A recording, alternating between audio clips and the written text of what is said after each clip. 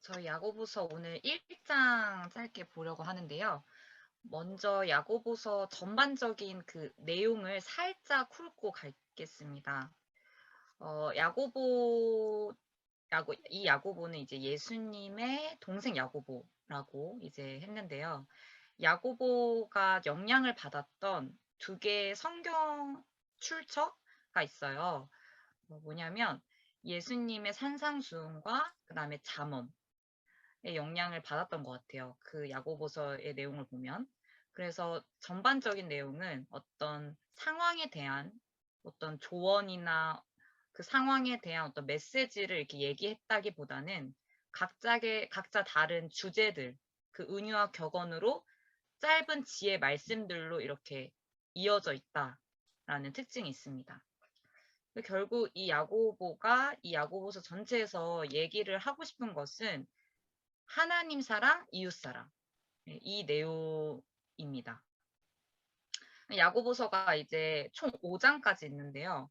그 2장에서부터 5장이 본론이라고 할 수 있어요. 그러니까 총 12개 정도의 주제를 가지고 그 주제에 대한 어떤 잠언과 같이 교훈, 그리고 이렇게 가르침을 하고 있어요. 그래서 뭐 차별과 사랑에 대해서, 참된 믿음에 대해서, 뭐 사람의 혀에 대해서, 비방, 뭐 진실된 말, 부와 교만, 부의 위험성, 뭐 등등 이런 12가지의 주제들로 나눠 있습니다. 그러면 1장은 무엇이냐? 오늘 할 1장은요. 이 2장부터 5장에 있는 핵심 이 단어들을 전부 이 1장 안에 다 소개를 하고 있어요. 미리. 그래서 짧지만 되게 다양한 주제가 1장 안에 있습니다. 연속적으로 책 전체의 내용을 중심적으로 요약해서 보고 있기 때문에. 그래서 지금 이제 같이 한 절 한 절 이렇게 너무 자세하면 좀 길어질 것 같아서 조금 그냥 이 정도 알았으면 좋겠다는 것들 위주로 넘어가고자 해요. 그래서 그 야고보서 1장을 같이 보면서 하시면 조금 더 집중이 될 수 있을 것 같습니다. 그러면 1장을 먼저 보겠습니다. 그 1장 안에서도 6가지 정도의 주제로 나눠서 볼 수 있는데요. 시험과 인내에 대해서, 그다음 뭐 지혜, 그다음에 가난과 부유함에 대해, 그다음에 생명의 면류관, 그다음에 하나님 시험하지 않으시고 빛들의 아버지이신 하나님, 그다음에 믿음과 행함에 대한 전반적으로 한 6가지 주제 정도로 나눠볼 수 있을 것 같아요. 그러면 첫 번째 2절부터 4절 시험과 인내에 대한 이야기를 먼저 해보자면요. 이제 야고보는 이제 박해로 흩어진 신자들에게 가장 먼저 그들의 가장 큰 관심사는 사실 시험이었을 거예요. 그래서 이 시험에 대한 언급을 하는데요. 이 시험을 여기 헬라어로 보면 페이라스모스라고 해요. 그래서 이 시험에 대한 뜻은 두 가지가 있어요. 우리 한국말로는 한 가지지만 두 가지의 첫 번째 뜻은 외부적인 시험, 그래서 고난이나 시련, 그 다음 두 번째는 내적인 시험, 그래서 우리 안에 죄로 인한 유혹, 정욕, 뭐 이런 것들을 뜻하고 있습니다. 근데 여기에서 이제 페이라스모스는 외부에서 닥치는 시험을 뜻해요. 그래서 이 야고보가 그 외부에서 오는 지금 너희들이 겪고 있는 이 시험을 당할 때 어떻게 하라면 기뻐하라고 말을 하고 있습니다. 그렇다면 왜 어떻게 시험을 어떻게 기뻐할 수 있지? 라고 이제 생각한다면 그는 이렇게 얘기해요. 왜냐하면 이 시험은 결국 인내라는 결과를 주기 때문이다. 그래서 인내를 만들어서 우리를 더 단단하고 완전하게 해주기 때문에 기뻐할 일이다. 이렇게 이야기를 해요. 그러면 이제 그 다음에 5절에서 이제 8절은 이어서 또 이 서신서에서 또 중요한 주제 가운데 하나인 지혜에 대한 이야기가 또 나란히 나오고 있습니다. 그러니까 인간이 가지고 있는 지혜는 뭐 항상 불완전하죠. 그리고 우리의 가지고 있는 지혜로는 온전한 인내를 이룰 수 없을 뿐만 아니라 이 환란 가운데서 기뻐하라라고 이야기는 했지만 어떻게 환란 가운데 인간이 기뻐하고 막 다 인내하고 사실 불가능하거든요. 그렇기 때문에 야고보도 이 시련을 그럼 온전히 이기기 위해서는 하나님으로부터 오는 지혜가 필요하다라고 말을 하고 있어요. 그러면 하나님부터 오는 지혜 필요하지. 근데 그거 어떻게 얻지? 이렇게 이제 생각을 한다면 그는 얘기하기를 하나님께 구하면 된다. 하나님은 인간이 필요한 지혜를 소유하고 계실 뿐만 아니라 원하고 강구하는 사람들의 주기를 너무 기뻐하시는 분이다. 그러니까 하나님께 하늘에 오는 지혜를 구해라 라고 하면서 이제 몇 가지 유의점도 얘기를 해주는데요. 그 지혜를 구할 때는 신뢰의 믿음을 가지고 꾸준히 구해라. 네, 구하는 사람에게 지혜를 주심을 믿어야 한다라는 거. 두 번째도 좌우로 흔들리지 말고 바람에 밀려 요동치는 파도처럼 의심하지 말고 구해라. 그리고 또 마지막 세 번째는 이 지혜라는 것을 귀히 여길 줄 알아야 한다. 그래서 이 지혜를 마치 정말 그 어떤 것보다 중요시 여기고 보석같이 여겨서 우리 생활에 활용을 해야 한다. 그럴 때 하나님의 지혜는 더 빛이 난다. 이런 이야기를 해주고 있습니다. 또 이어서 이제 9절부터 11절은요. 가난과 부유함에 대한 이야기를 하고 있어요. 그래서 이 9절에 보면 낮은 형제는 자기의 높음을 자랑하고 10절에 부한 자는 자기 낮아짐을 자랑할지니. 근데 여기서 이제 부한 자는 부한 자, 부유한 자라고 볼 수 있는데 낮은 형제는 낮은 형제? 약간 이 부분에서 이제 사람들이 이걸 어떻게 해석할까 여러 가지가 있는데 이게 헬라어로 보면 이 낮은이라는 뜻이 호 타페이노스라고 돼 있고 이 부한 형제가 호 플루시오스. 그러니까 이 호라는 단어로 두 개를 일부러 대조를 시키고 있어요. 그러니까 부한 자의 대조가 반대가 낮은 형제. 그러니까 낮은 형제라는 뜻은 가난한 자라는 뜻으로 이제 해석하는 것이 타당합니다. 그래서 이 비천한 자들은 높음을 자랑하라고 했어요. 근데 이 높음이라는 건 무엇이냐?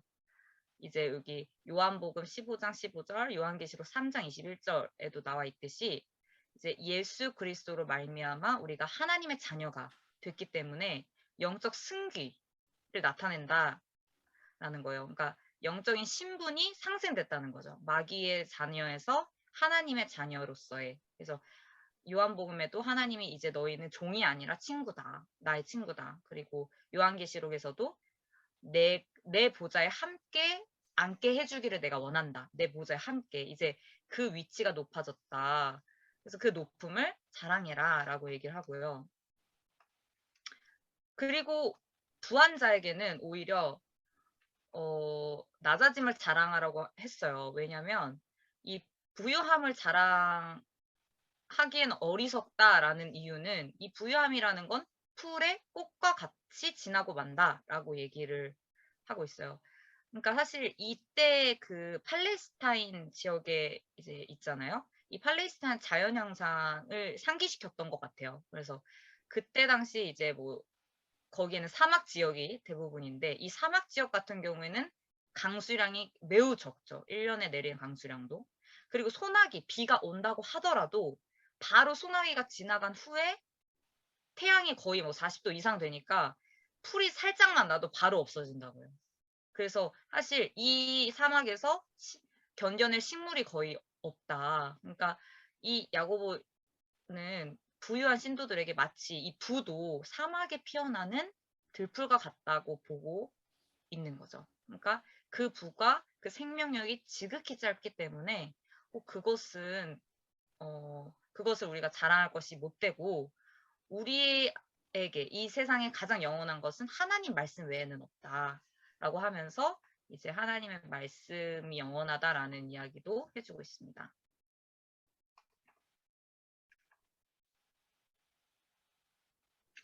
그리고 이제 12절에는 생명의 면류관이라는 얘기가 나오면서 시험에 대한 이야기를 다시 하고 있어요. 그러면 여기가 이게 야고보서가 보면 12절부터 우리 성경 개역 개정에 보면 그 단락이 이제 끊어지잖아요. 그리고 12, 13 이렇게 붙어 있는데 여기에서 이제 시험, 아까 2절에서 제가 이 시험이 두 가지라고 했잖아요. 그 내적이 있고 외적이 있고. 그러면 여기에서 나오는 시험은 무슨 시험일까요? 외적 시험일까요? 내적 시험일까요? 네, 맞아요. 2절에 나왔던 그 외적 시험이에요. 이 12절에 나오는 시험은요. 왜 이제 이거를 이렇게 약간 강조를 하냐면요. 13절에도 똑같은 시험 얘기가 나오는데요. 그 시험은 또 다른 시험이에요. 예, 그래서 그 2절부터 12절에서 나오는 시험이 같은 시험에 대한 이야기를 하는 건데 그게 외부에서 오는 고난과 역경에 대한 시험을 이야기하고 있습니다. 그러면서 그런 고난과 역경을 참는 자, 그러니까 테스트라고 하죠. 그것을 참는 자는 복이 있다.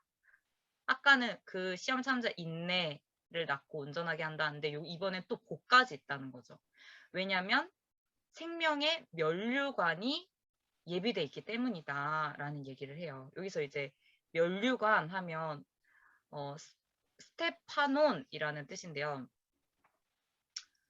주로 운동 경기에서 이기면 그때 당시에 이제 면류관 스테파논을 줬다는 거죠. 그래서 승리하는 자에게 주어지는 면류관. 그래서 고린도전서 디모데 후서 같은 경우에 이제 사도 바울이 이 면류관 얘기를 좀 자주 했어요. 그래서 이기기를 다투는 자마다 모든 일에 절제하니 그들은 썩을 승리자의 관을 얻고자 하되 우리는 썩지 아니할 것을 얻고자 하노라. 그리고 이제후로는 나를 위하여 의의 면류관이 예비되었습니다. 그래서 우리는 고난과 어떤 박해 속에서 끊임없이 주를 사랑하는 자에게는 온전한 인내를 이룰 뿐만이 아니라 하나님께서 생명의 면류관을 예비하실 것임을 기억해라, 믿어라, 이것을 이야기해주고 있습니다. 이제 그리고 13절에 또 시험 얘기가 나오죠. 갑자기 하나님 시험하지 않으신다. 이렇게 또 얘기를 해요. 왜냐하면 이 시험은 다른 시험이기 때문에 이 템테이션, 유혹이라고 볼 수 있는 거죠. 네. 그래서 13, 18절을 이제 같이 보게 되는데요. 여기서 이제 이 하나님으로부터 이 템테이션이라는 이 유혹이 오지 않는다라는 걸 강조하기 위해 헬라어로 보면 아포이라는 말을 써요. 아포라는 건 이제 몸으로부터라고 하면서 강조요법이거든요. 그러면서 하나님은 우리를 시험하는 분이 아니시다. 라고 얘기를 하면서 오히려 사람들은 그 시험이라는 것은 자기 안에, 인간 안에 있는 이 죄악의 기질과 욕심에 의해서 발생되는 것으로 이 죄에 대한 책임은 오로지 인간에게 있다. 이런 이야기를 하고 있습니다. 그러면서 이제 오직 각 사람이 시험 받는 것은 자기 욕심에 끌려 미혹된다. 네, 그래서 이 미혹된다라는 헬라어는 델레아조 메노스라는 뜻인데 이게 원래 사냥할 때 고기 잡을 때 이제 쓰는 말이래요. 미끼로 고기를 꿰다. 올가미로 사냥하다라는 의미인데 사람이 유혹받는 모습이 이 물고기가 미끼를 물고 이리저리 다니는 그런 모습처럼 그렇게 시험은 우리를 이렇게 막 이렇게 끌려가게 한다라는 뜻이죠. 그러니까 하나님은 시험하는 분이 아니시다라는 걸 얘기하면서 17절에 그럼 하나님은 어떤 분이시냐라는 얘기를 하나님에 대한 설명을 해주는데요. 오히려 하나님은 우리를 시험하는 것이 아니라 좋은 은사와 온갖 좋은 선물들을 내려주시는 분이다. 그래서 여기서 좋은 은사라는 건 일반 은총, 모든 뭐 믿지 않는 자, 없는 자 모두 일반 은총의 좋은 은사가 아니라 특별 은총을 의미해요. 그래서 특별히 하나님 백성에게 주시는 그 좋은 은사, 그리고 온전한 선물은 뭐 저희가 이 영화로운 몸까지 부활의 그때까지 인도하시는 모든 하나님의 선하시고 뭐 섭리하신 모든 행위들을 뜻하죠. 그래서 이러한 은사와 선물은 오히려 우리를 그 시험에 빠뜨리지 않도록 유혹에서 범죄하지 않도록 도와주고 우리를 지켜주신다. 하나님은 우리를 시험하는 분이 아니라 오히려 그 시험에서 지켜주는 분이시다.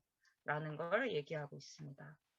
그러면서 28절에 이제 본절에 그 하나님은 시험을 주지 않는다는 사실을 증명하는 이제 마지막 이유가 한첫 열매로 이제 말씀을 하는데요. 이 한첫 열매는 아파르겐티나라는 헬라어인데 이제 구약 성경에서 이제 수확을 하면 첫 곡물을 하나님께 드리는 것을 나타내는 용어예요. 그래서 모든 곡식의 첫 소산물이 하나님께 바쳐지듯이 하나님의 은혜를 발견하고 회개한 그리스도인들은 특별히 선택돼서 모든 피조물을 대표하는 첫 열매가 되게 하실 것이다. 이런 분이시다, 하나님은. 이렇게 하나님에 대한 얘기를 하고 있습니다.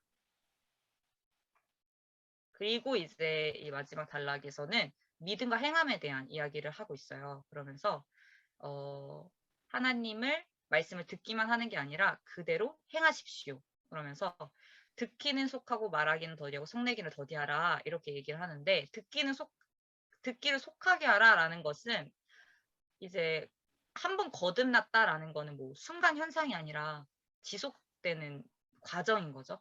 과정 속에 변화가 되어야 되는 일인 거죠. 그래서 그리스도인들은 하나님의 말씀을 속히 들을 준비가 되어 있어야 한다라는 걸 얘기를 하고요. 말하기를 더디해라라는 거는 뭐 말을 천천히 해라라는 뜻이 아니라 성급하게 자기의 의견만을 주장하거나 자기의 고집만을 내세우지 말아라. 계속하여 말하거나 뭐 자기 주장만 내세우는 사람은 논쟁에 빠지기 쉽고 오히려 하나님의 말씀하시는 바를 깨닫지 못하게 된다. 뭐 이런 얘기. 그리고 뭐 성내기를 더디하라라는 것도 일반적으로 이제 분노, 증오는 이 분노와 증오로부터 우리의 마음을 보존하라라는 의미입니다. 그래서 감정의 격분이 마음속에 자리 잡고 있을 때 이런 감정적인 것들이 있을 때 하나님의 의나 말씀이 들어올 수 없기 때문에 또 이렇게 이야기를 하고 있고요. 또 이제 그가 얘기하는 거는 믿음을 통해서 이제 말씀을 우리가 받아들였다라는 의미는 구체적으로 이 말씀이 우리의 삶으로 입증이 돼야 된다라는 얘기를 하면서 이제 거울 예화를 하고 있어요. 그러니까 당시 거울은 유리가 아니라 구리로 만들어졌기 때문에 거울에 비친 자신의 모습이 너무 희미하게 비춰지는 거죠. 그러니까 확신이 없다라는 것을 나타낸다라는 거예요. 그래서 말씀을 듣고 행치 않는 것을 이제 비유하는 걸로 열심히 주의하여 말씀을 들었다 할지라도 행하지 않으면 희미한 거울을 보는 것과 같다라는 것을 시사하고 있습니다. 그리고 이제 그 다음에 경건하다 생각하면 자기 어를 제가를 물리지 아니하고 이런 얘기를 하는데요.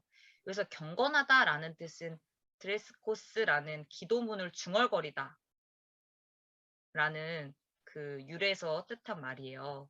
그러니까 예배의 외적인 어떤 모습, 기도, 구제, 금식 등을 언급하는 것으로서 외식적인 바리새인 모습을 뜻하거든요. 그래서 스스로 이렇게 경건하다라고 말하는 사람에 대해서 자제하지 못할 때 자기 자신을 속이는 사람이 된다라는 거를 얘기를 합니다. 근데 반면에 그럼 실제 경건한 삶, 하나님이 원하신 경건한 삶은 무엇이냐?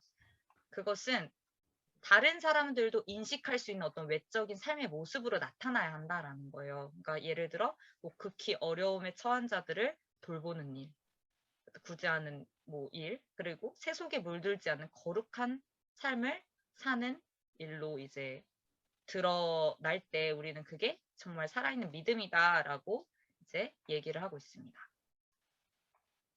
네, 그래서 이제 뭐 참고 문헌과 제가 유튜브를 통해서 또 참고했던 자료고요.